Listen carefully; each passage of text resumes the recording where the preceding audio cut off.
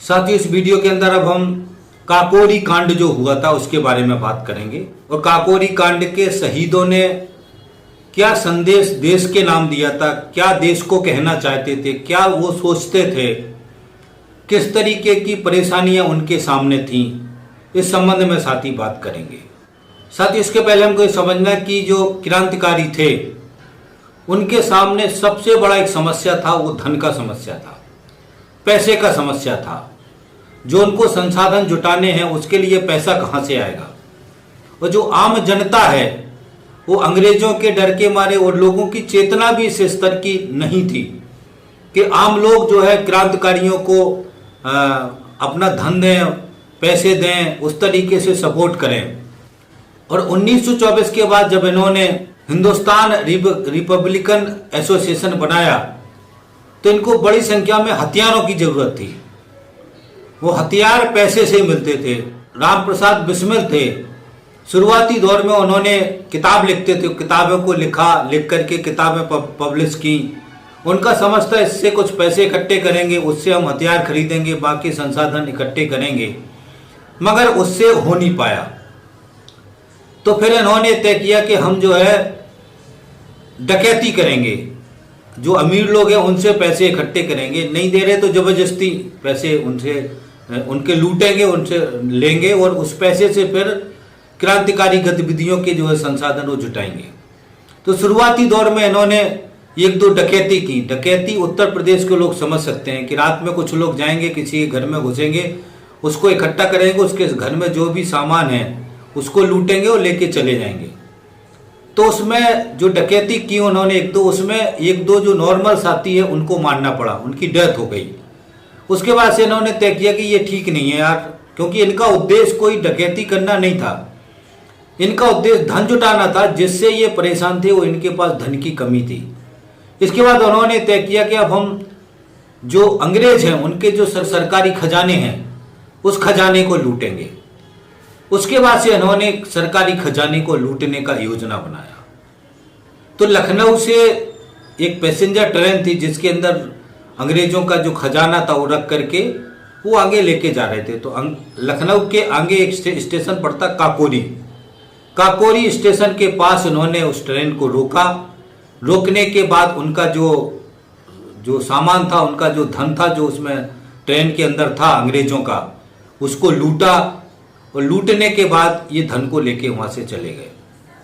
ये जो घटना घटी इसको काकोरी कांड के नाम से जाना जाता है। साथियों, इस घटना में जो है लगभग 18-20 लोग शामिल थे, जो नाम मैं आपके सामने पढ़ देता हूं, जिसमें प्रमुख तौर से राम प्रसाद बिस्मिल, अशफाक उल्ला खां, योगेश चंद्र चटर्जी, प्रेम कृष्ण खन्ना, मकुंदी लाल, विष्णु शरण, सुरेश चंद्र भट्टाचार्य, रामकृष्ण खत्री, मोहम्मद नाथ गुप्ता, राजकुमार सिन्हा, ठाकुर रोशन सिंह, राजेंद्र नाथ लाहिड़ी, गोविंद चरण कार, राम दुलारे त्रिवेदी, रामनाथ पांडे, सचिंद्र नाथ सान्याल, भूपेंद्र नाथ सान्याल, प्रणवेश कुमार चटर्जी और चंद्रशेखर आजाद। इस प्रकार से साथी 20 लोगों ने ये काकोरी कांड को अंजाम दिया था। और इन्होंने जब ये डकैती को अंजाम दिया था तो उस समय सवारियों को ये बार बार कहा था कि आप लोग बीच में ना आए, आपको हम कोई नुकसान नहीं पहुंचाएंगे, हम सरकारी खजाना लूटने आए हैं। तो उसके बाद से सवारियों ने ज्यादा नहीं किया। फिर भी एक यात्री निकला जिसको गलती से गोली लगी, तो एक यात्री की मौत हो गई थी, बाकी इसमें और कोई जख्मी नहीं हुआ था और एक खजाना लूट के चले गए। इसमें गलती हो गई कि एक खजाना जो चादर में उन्होंने बांधा था वो गलती से छूट गया और वो चादर को लेकर के पुलिस ने फिर वो चादर कहाँ की है, कहाँ की बनी है, कहाँ से खरीदी गई, ऐसे करके सुराग लगा करके इनको पकड़ लिया। फिर एक एक करके गिरफ्तारी हुई और ये सारे साथी गिरफ्तार कर लिए गए। 9 अगस्त 1925 को ये काकोरी कांड हुआ था। इसके बाद से अंग्रेजों ने बहुत सीरियस लिया इसको, मुकदमा चलाया। तो इस मुकदमे का साथियों 11 अगस्त 1927 को फैसला आया और इस फैसले में 4 लोगों को फांसी की सजा दी गई और बाकी लोगों को आजीवन कारावास से लेकर के 4 साल तक, कुछ साथियों को आजीवन कारावास, कुछ साथियों को 20 साल की सजा, 4 साल की सजा, ऐसे करके अलग अलग सजाएं दी गई। तो ये नतीजा के रूप में इस मुकदमे का निकला, जिसमें जो फांसी वाले साथी थे उनके नाम थे, जिसमें पहला नाम था राम प्रसाद बिस्मिल, राजेंद्र लाहिड़ी, अशफाक उल्ला खां और ठाकुर रोशन सिंह। ये 4 लोगों को फांसी की सजा सुनाई गई। साथियों, इनको जो फांसी है वो 2 अलग अलग तारीखों में हुई, जिसमें 17 दिसंबर 1927 को राजेंद्र लाहिड़ी को गोंडा जेल में फांसी लगाई गई। उसके अलावा 19 दिसंबर 1927 को राम प्रसाद बिस्मिल को गोरखपुर की जेल में फांसी दी गई। इसी तारीख में अशफाक उल्ला खां को फैजाबाद की जेल में फांसी दी गई और इसी तारीख को रोशन सिंह को इलाहाबाद की जेल में फांसी दी गई। इस तरीके से साथियों, इस आजादी के अंदर आंदोलन में ये 4 साथियों को काकोरी कांड में फांसी दी गई। अब साथियों में इसके अंदर जो साथियों ने कहा, जो इन्होंने फांसी के समय कहा, फांसी के पहले जो देश के नाम संदेश दिया, इसकी चर्चा करेंगे हम। इसको हम विस्तार से आपको बताने की कोशिश करेंगे, क्योंकि आज की तारीख में इन शहीद साथियों का मत क्या था, ये क्या चाहते थे, किस तरीके की उस समय परिस्थिति थी, वो उसको समझना बहुत जरूरी है। इसलिए उनके जो लेटर हैं वो मैं आपको पढ़ के सुना दूंगा, ताकि आपको वीडियो के रूप में वो लेटर मिल जाएं और आप उनको अच्छी तरीके से सुन सकें।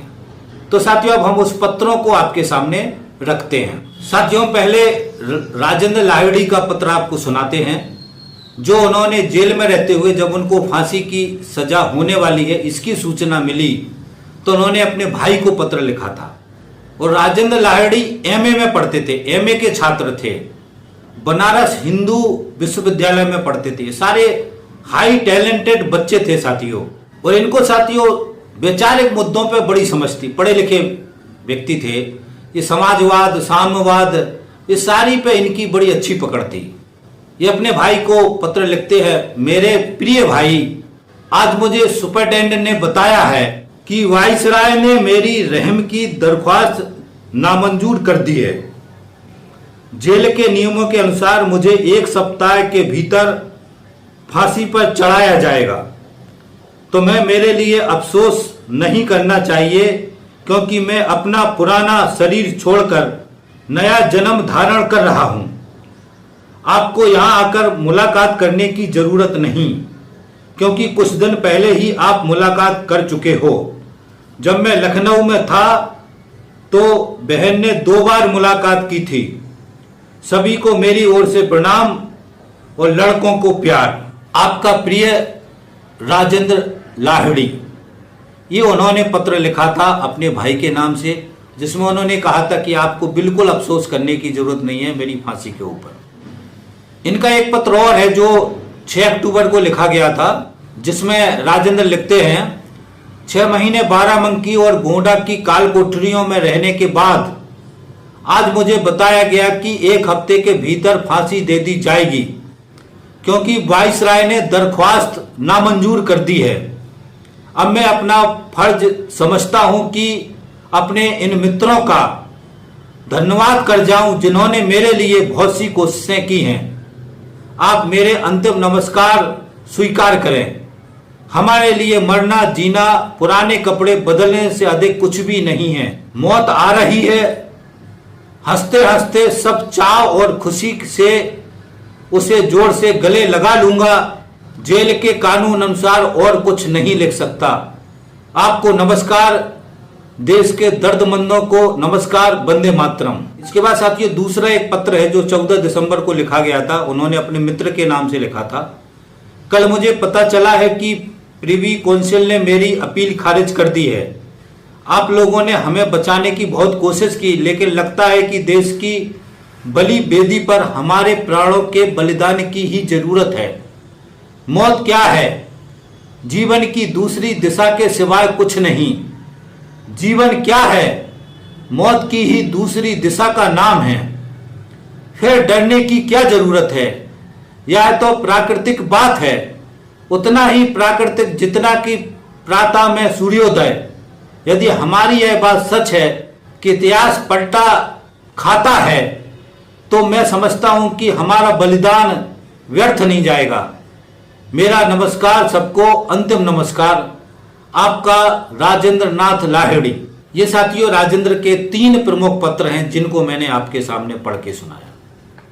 और ये ऐसा लगता है कि उस समय किस तरीके से हमारे क्रांतिकारी अपनी मौत को हंसते हंसते स्वीकार रहे थे, अपने देश को आजाद कराने के लिए, इस व्यवस्था को बदलने के लिए किस तरीके से हंसते हंसते अपनी जान दे रहे थे।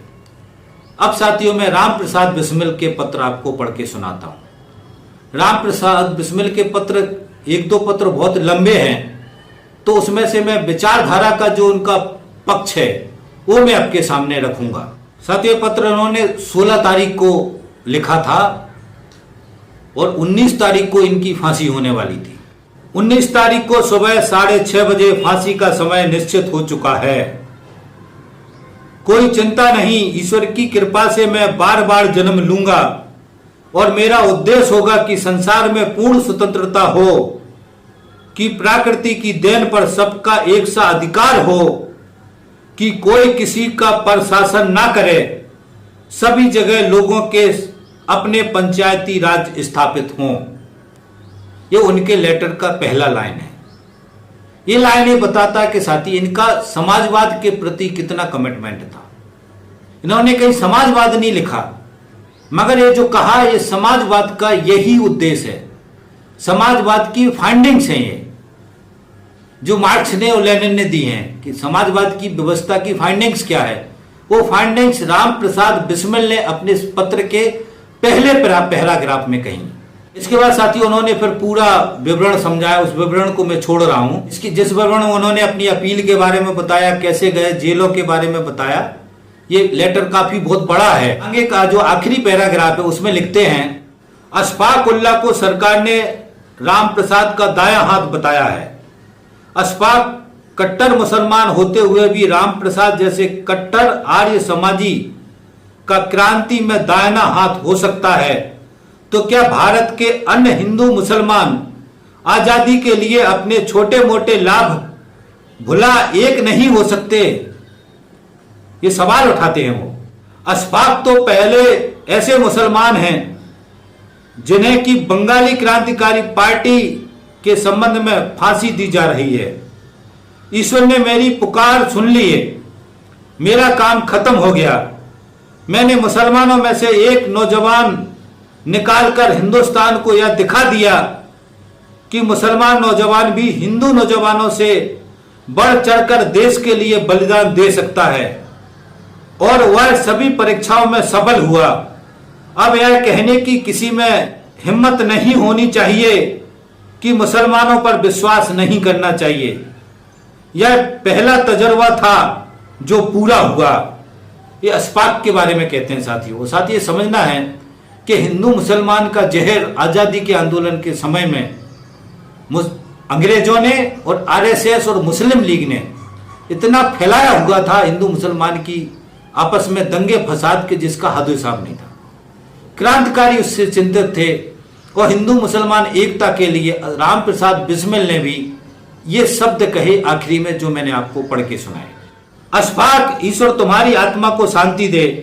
तुमने मेरी और देश की सभी मुसलमानों की लाज बचा ली है और यह दिखा दिया है कि भारत में भी तुर्की और मिस्र जैसे मुसलमान युवक मिल सकते हैं। अब देशवासियों के सामने यही प्रार्थना है कि यदि उन्हें हमारे मरने का जरा भी अफसोस है तो वे जैसे भी हों हिंदू मुसलमान एकता स्थापित करें। यही हमारी आखिरी इच्छा थी, यही हमारी यादगार हो सकती है। सभी धर्मों और सभी पार्टियों को कांग्रेस को ही प्रतिनिधि मानना चाहिए। फिर वह दिन दूर नहीं जब अंग्रेजों को भारतीयों के आगे शीश झुकाना होगा। राम प्रसाद बिस्मिल ने आरएसएस जैसे हिंदूवादी संगठन या और भी जो हिंदुत्व के नाम पे या हिंदू धर्म के नाम पे जो राजनीति कर रहे थे उनकी तरफ जाने के लिए नहीं कहा, क्योंकि राम प्रसाद बिस्मिल हिंदू मुसलमान की एकता चाहते थे और उन्होंने कहा कि हमारी याद, ये जो कहा शब्दों को ध्यान रखना है साथियों, कि यही जो है यादगार होगा हिंदू मुस्लिम की एकता कायम करना। ये कितनी महत्वपूर्ण बात है जिसको राम प्रसाद बिस्मिल ने कहा। और आगे कहते हैं कि आगे जो मैं लिख रहा हूं ये अशफाक उल्लाह खां के ही विचार हैं। अपील लिखते समय लखनऊ की जेल में मैंने उनसे बातचीत की थी। अशफाक तो रहम की जो अपील है उस पर दस्तखत देने से राजी नहीं थे। उन्होंने तो सिर्फ मेरी जिद पर, मेरे कहने पर ही ऐसा किया। सरकार से मैंने यहां तक कहा था कि जब तक उसे विश्वास ना हो तब तक मुझे जेल में कैद रखें या दूसरे देश में निर्वासित कर दें और हिंदुस्तान ना लौटने दें। लेकिन सरकार को क्या करना था?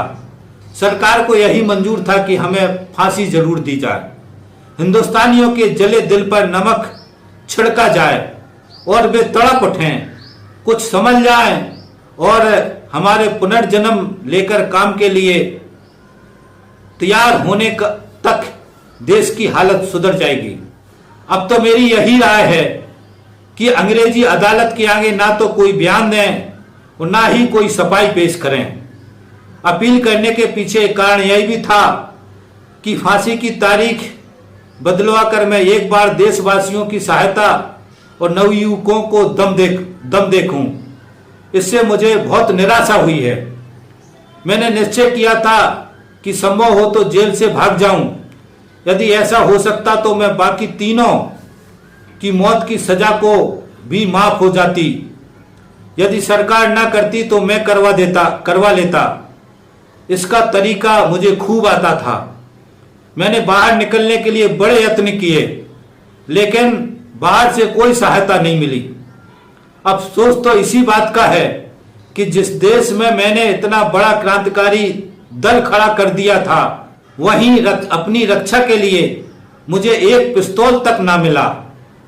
कोई नौजवान मेरी सहायता के लिए आगे नहीं आया।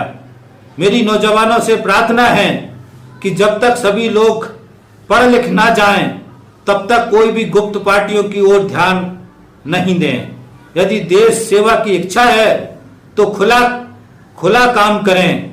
व्यर्थ बातें सुनकर ख्याली पुलाव पकाते हुए अपने जीवन को मुसीबतों में ना डालें। अभी गुप्त काम का समय नहीं आया। हमें इन मुकदमों के दौरान बड़े अनुभव हुए लेकिन उनका लाभ उठाने का अवसर सरकार ने हमें नहीं दिया। लेकिन इस बात के लिए हिंदुस्तान और ब्रिटिश सरकार बहुत पछताएगी। मुलाकात के समय अपने यह भी कहा था, क्रांतिकारी लोगों में भी हिम्मत की बहुत कमी है और जनता की हमदर्दी अभी उनके साथ नहीं है। साथ ही इनमें भी प्रांतीयता की भावना बहुत है, परस्पर पूरा विश्वास भी नहीं है। इन बातों के कारण हमारी हसरतें दिल में ही रह गईं। मौखिक रूप से इनकार करने से ही मुझे 5,000 रुपए नगद और विलायत भेज बैरिस्टर बनने का वायदा मिल रहा था। लेकिन इस बात को घोर पाप समझकर मैंने इसकी ओर ध्यान भी नहीं दिया। लेकिन अफसोस इस बात का है कि बड़े बड़े विश्वसनीय कहे जाने वाले साथियों ने अपने सुख के लिए छिपाकर पार्टी को धोखा दिया और हमारे साथ दगा कमाया। ये साथियों राम प्रसाद बिस्मिल ने अपनी जो तकलीफ थी उसको भी खत में लिखा और जिस तरीके से देश की जो आम जनता थी उन्होंने जो सहायता नहीं की, जो धन के लिए वो परेशान हुए, जिसके लिए उन्हें डकैती करनी पड़ी, जिसके लिए ये काकोरी कांड करना पड़ा, जिसके बाद उनको फांसी की सजा हुई, ये सब परेशानियों से भी वो दुखी थे। उन्होंने युवाओं से भी कहा कि युवाओं ने सपोर्ट नहीं किया। जेल से निकलने के लिए जो जेल के जो भारतीय थे उन्होंने सहयोग नहीं किया। तो ये सारे दुख को बताते हुए उन्होंने पत्र लिखा। साथियों इससे हम उस समय की क्रांतिकारियों की जो परेशानियां हैं, क्रांतिकारी किस परेशानी में अपनी जीवन को लगा करके आजादी आंदोलन के लिए संघर्ष कर रहे थे, इस बात को साथी हम समझ सकते हैं। साथियों ये राम प्रसाद बिस्मिल के फांसी के समय का, जिस दिन 19 तारीख को फांसी होनी थी, उस दिन शाम को उन्होंने क्या क्या गतिविधि की 18 को माँ से मुलाकात हुई। माँ को मिलते समय आपकी आंखों में आंसू बह चले। माँ बहुत हिम्मत वाली देवी थी। आपसे कहने लगी, हरिश्चंद्र, दधीची आदि बुजुर्गों की तरह वीरता और धर्म व देश के लिए जान दे। चिंता करने और पछताने की जरूरत नहीं।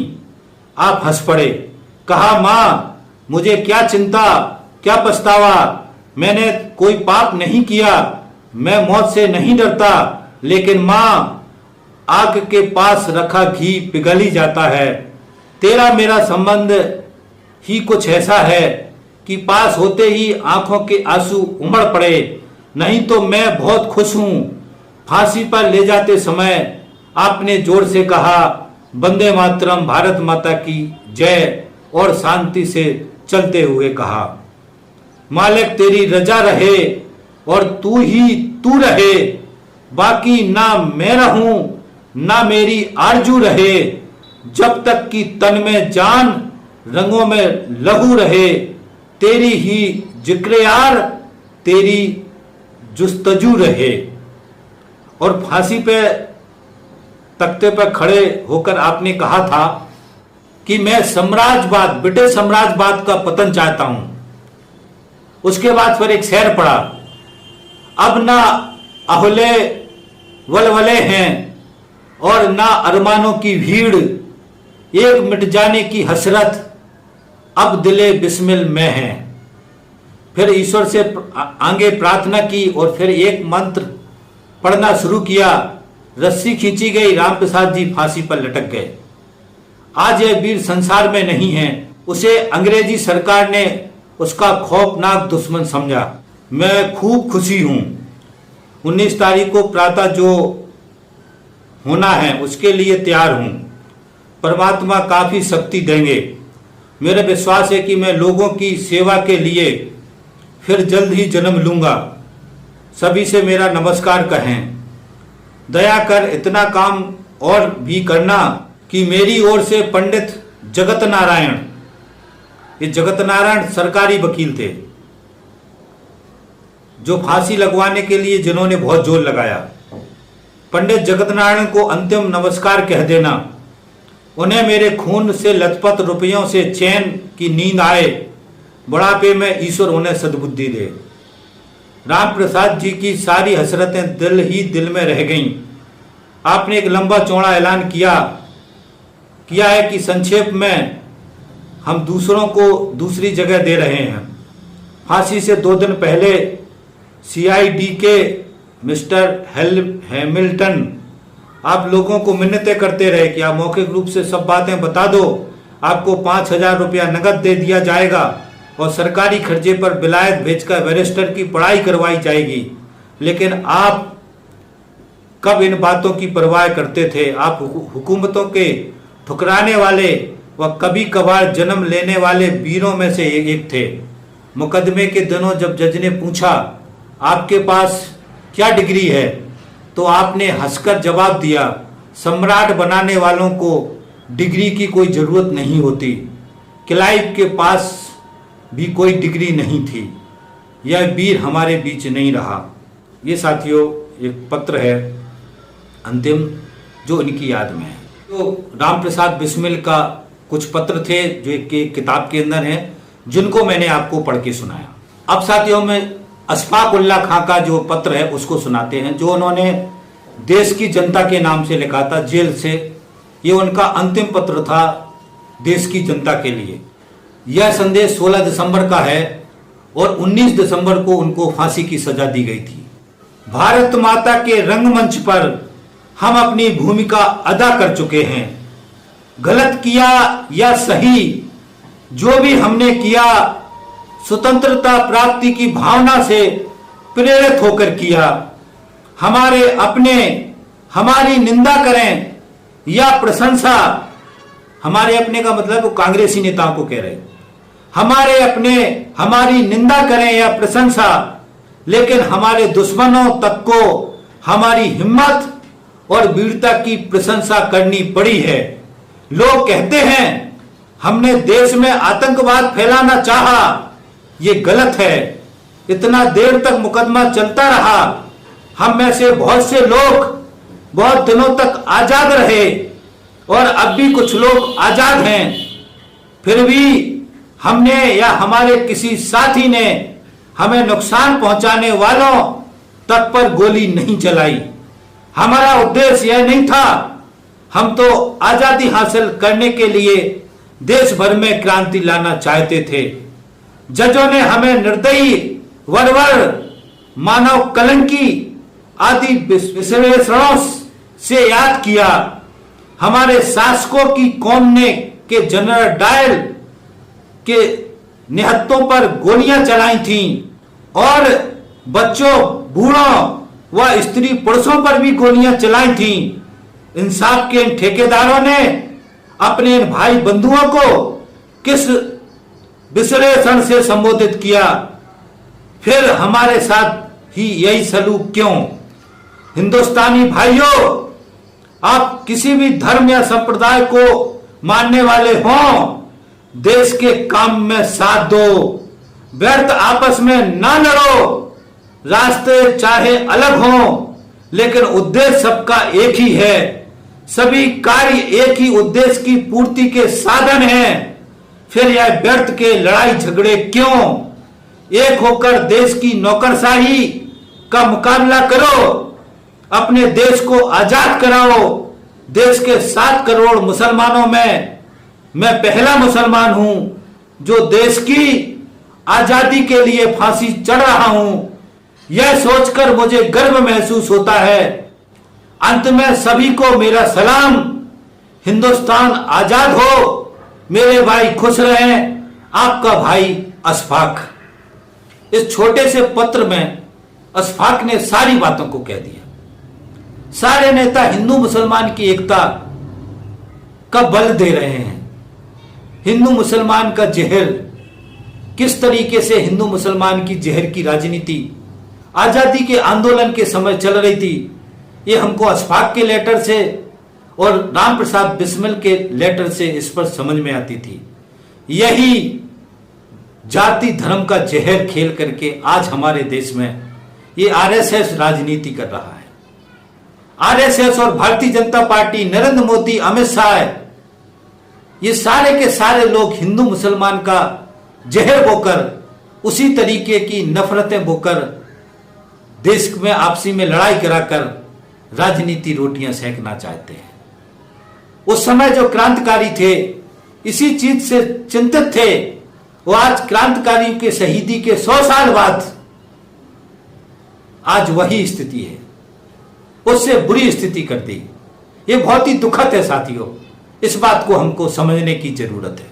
जिस दिन अशफाक को फांसी हुई उस दिन का उनका जो दिनचर्या था, आपने मुलाकात के समय बताया कि कमजोर होने के कारण का गम नहीं, बल्कि खुदा की याद में मस्त रहने की खातिर रोटी बहुत कम खाना है। फांसी के एक दिन पहले आपकी मुलाकात हुई। आप खूब सजे संवरे थे, बड़े बड़े कड़े हुए केस खूब सजते थे, बड़े हंस हंस कर बातें करते थे। आपने कहा कल मेरी शादी होने वाली है। दूसरे दिन सुबह 6 बजे आपको फांसी दी गई। कुरान शरीफ का वस्ता लटका कर हाजियों की तरह वजीफा पढ़ते हुए बड़े हौसले से चल पड़े। आगे जाकर तख्ते पर रस्सी को चूम लिया और वही आपने कहा, ये अंतिम संदेश है अशफाक का, मैंने कभी किसी आदमी के खून से अपने हाथ नहीं रंगे और मेरा इंसाफ खुदा के सामने होगा। मेरे ऊपर लगाए सभी इल्जाम गलत हैं।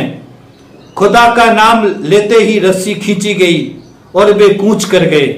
उनके रिश्तेदारों ने बड़ी मिन्नतें और खुशामदों से उनकी लाश ली और उन्हें शाहजहांपुर ले आए।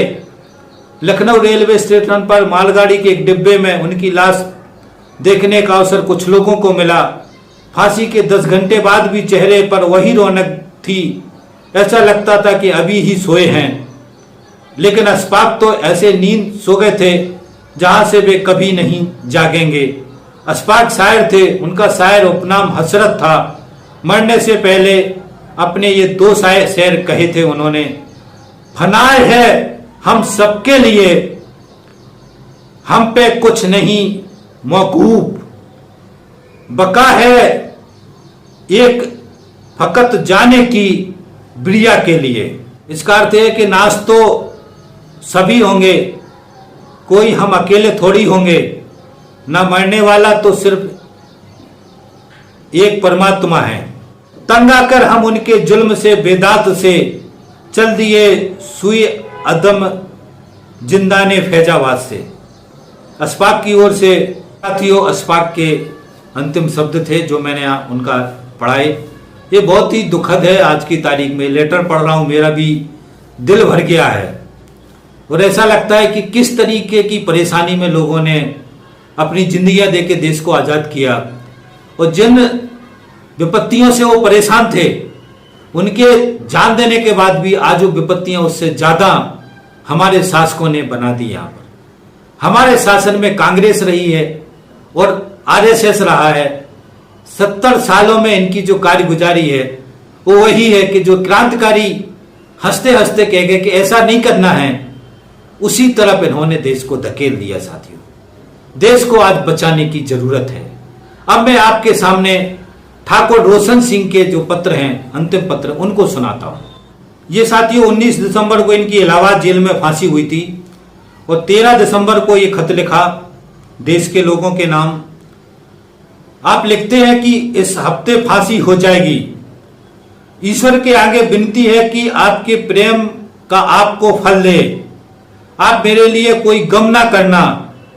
मेरी मौत तो खुशी वाली है। चाहिए तो यह कि कोई बदफैली करके बदनाम होकर ना मरे और अंत समय ईश्वर याद रहे। सो यही 2 बातें हैं, इसलिए कोई गम नहीं करना चाहिए। 2 साल बाल बच्चों से अलग रहा हूं। ईश्वर भजन का खूब अवसर मिला, इसलिए मोह माया सब टूट गई है। अब कोई चाय बाकी न रही। मुझे विश्वास है कि जीवन की दुख भरी यात्रा खत्म करके सुख के स्थान पर जा रहा हूं। शास्त्रों में लिखा है, युद्ध में मरने वालों की ऋषियों जैसी रहत होती है। जिंदगी जिंदा दिली को जानिए रोशन, वरना कितने मरे और पैदा होते जाते हैं। आखिरी नमस्कार। और आखिरी में जो फांसी के तख्ते पर खड़े हुए और जो उन्होंने अंत में अपने मुंह से कहा, उसमें कहा कि वंदे मातरम, वंदे मातरम का नारा लगा और इसके बाद से रस्सी खिंच गई और उनको फांसी हो गई। आपकी अर्थी के जुलूस की इजाजत नहीं दी गई। लाश की फोटो लेकर दोपहर में आपका दाह संस्कार कर दिया गया। मैंने चारों जो क्रांतिकारी थे उनके अंतिम पत्र आपको पढ़ के सुनाए और इसके बाद से अगला जो क्रांतिकारी आंदोलन था उसकी कमान भगत सिंह और चंद्रशेखर आजाद ने संभाली, जिसको हम आपको आगे उनका जो वीडियो है अगले वीडियो में आपको बताएंगे। ये काकोरी कांड और काकोरी कांड के शहीदों का संदेश, इसको हमने इस वीडियो के अंदर बताया। मुझे उम्मीद है कि ये सुन करके, ये पढ़ करके आपको बहुत सारी सवाल आपके दिमाग में आएंगे। और बार बार यही कह रहा हूं मैं कि जो शहीदों के अरमान था, शहीदों के अरमानों को मंजिल तक पहुंचाने की बात थी, पिछले 70 सालों में कांग्रेस ने, आरएसएस ने, भारतीय जनता पार्टी ने, जो भी लोग सत्ता में रहे, जो शहीदों के अरमान थे उससे उलट काम किया इन्होंने, उससे उल्टा काम किया इन्होंने। और आज की जो परिस्थिति है आरएसएस की, जो आज हमारे देश में हिंदू मुसलमान करके दंगा फसाद कराए जा रहे हैं, ये बहुत ही दुखद है साथियों। तो आप इस वीडियो को हम यहीं खत्म करते हैं। आपसे निवेदन करते हैं कि यदि आपने हमारे इसके आगे के वीडियो ना सुने हो तो उसको सुने। दर्शन सीरीज के वीडियो जरूर सुने, उसमें हमने ऋग्वैदिक काल से उसको शुरू किया है और भी बहुत सारे वीडियो हैं प्ले लिस्ट पे, उनको सुने।